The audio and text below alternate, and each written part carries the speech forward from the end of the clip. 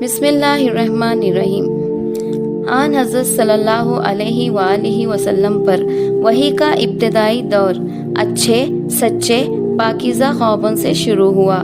آپ خواب میں جو کچھ دیکھتے وہ صبح کی روشنی کی طرح صحیح اور سچا ثابت ہوتا۔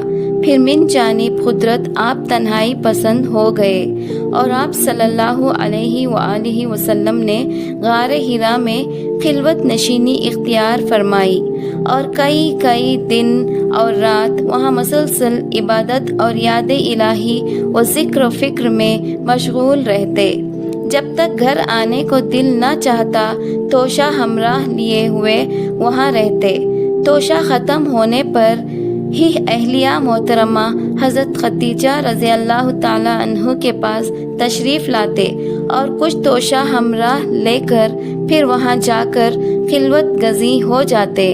یہی طریقہ جاری رہا یہاں تک کہ آپ صلی اللہ علیہ وسلم غار حرا ہی میں قیام پذیر تھے کہ اچانک حضرت جبرائیل علیہ السلام آپ کے پاس حاضر ہوئے اور کہنے لگے کہ اے محمد پڑھو۔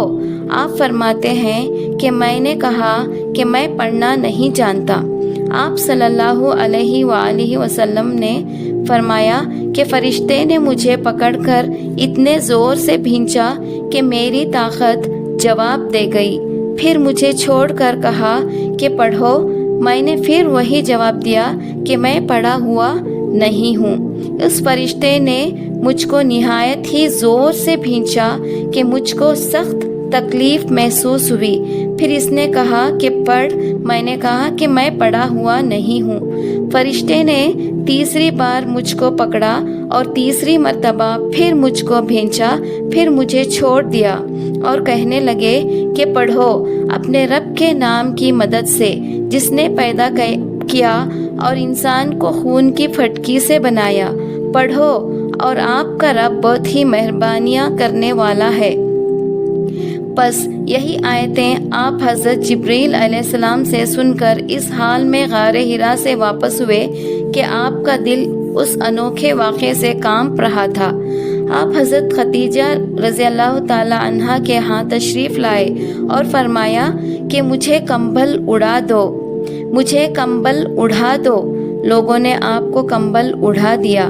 جب آپ کا ڈر جاتا رہا تو آپ صلی اللہ علیہ وسلم نے اپنی زوجہ محترمہ حضرت خدیجہ رضی اللہ تعالی عنہ کو تفصیل کے ساتھ یہ واقعہ سنایا اور فرمانے لگے کہ مجھ کو اب اپنی جان کا خوف ہو گیا ہے۔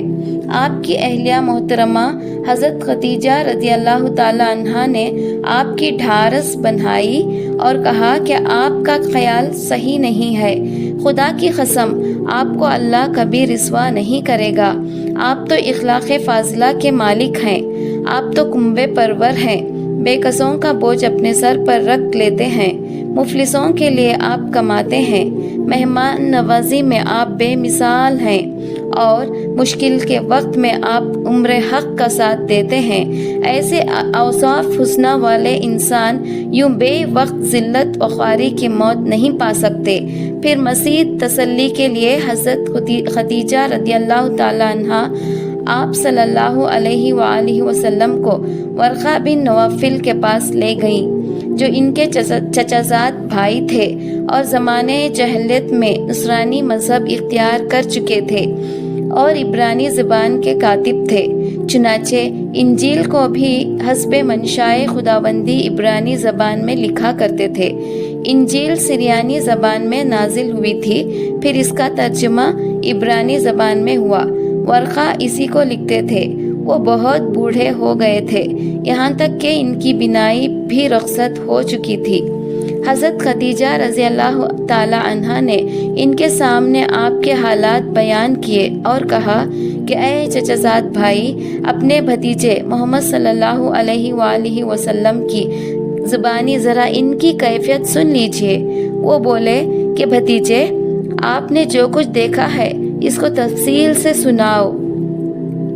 چنانچہ آپ صلی اللہ علیہ وسلم نے از اول تا آخر پورا واقعہ سنایا، جسے سن کر ورقہ بے اختیار ہو کر بول اٹھے کہ یہ تو وہی ناموس معزز رازدان فرشتہ ہے جسے اللہ نے حضرت موسیٰ علیہ السلام پر وحی دے کر بھیجا تھا۔ کاش میں آپ کے اس عہد نبوت کے شروع ہونے پر جوان عمر ہوتا، کاش میں اس وقت تک زندہ رہتا جبکہ آپ کی قوم آپ کو اس شہر سے نکال دے گی۔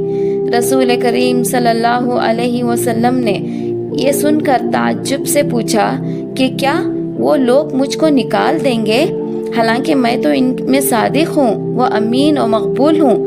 ورقہ بولا ہاں یہ سب کچھ سچ ہے، مگر جو شخص بھی آپ کی طرح امر حق لے کر آیا لوگ اس کے دشمن ہی ہو گئے ہیں۔ اگر مجھے آپ کی نبوت کا وہ زمانہ مل جائے تو میں آپ کی پوری مدد کروں گا، مگر ورقہ کچھ دنوں کے بعد انتقال کر گئے۔ پھر کچھ عرصہ تک وحی کی آمد موقوف رہی۔ صحیح بخاری حدیث نمبر 3۔